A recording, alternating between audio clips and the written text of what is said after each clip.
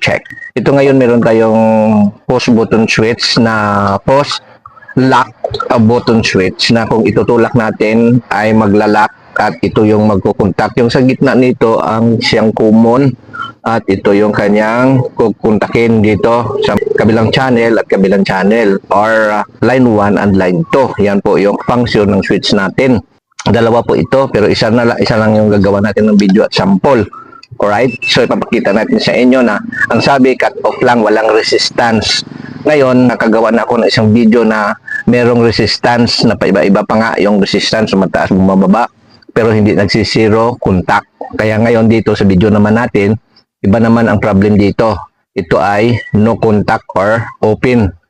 Pag pinindot natin ayan pababa, dapat ito sa gitna at saka ito sa dulo, yan po yung magkukontak. Pero kung makikita natin wala. Yan wala tayong makikitang contact diyan. Okay? So yan, pag inangat natin, pinabalik ay walang contact. So open.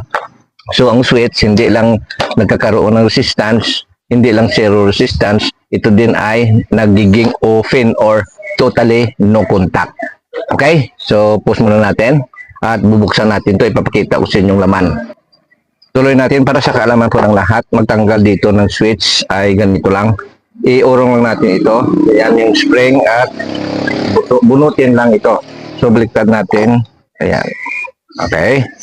Tapos silahin lang natin ito palabas. Pero yung spring hayaan natin na doon papunta para hindi tumalsik ang kanyang puntak sa loob. So pwede natin hilahin. At yan lang po yung kanyang laman para kung makikita nyo at malalaman.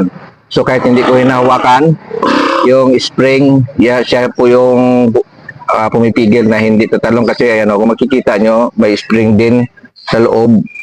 Ayan, so tatalsik po yan. Okay. Ang gagawin ko po ay tutulak ko lang ito gamit ang long nose. Tulak lang dyan, palabas doon. Okay, tulak lang.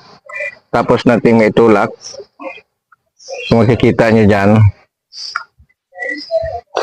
merong carbon, ayan di ba makarbon siya? So kaya wala siyang contact dahil may carbon na.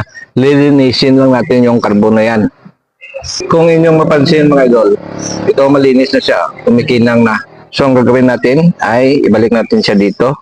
Kiskisin lang naman yan, linisin, lihain o anong paraan ang inyong paglilinis. Basta ang importante ay malinis natin. Yan lang po, hindi ko na ipinakita. Basta ganyan lang, linisin lang yan para kuminang, tanggal yung carbon. Ito na po, ipasok ko na. So, nandito na siya. Lilinisin ko naman ngayon ito, yung kanyang mga switch. Ingatan natin na hindi malsik yung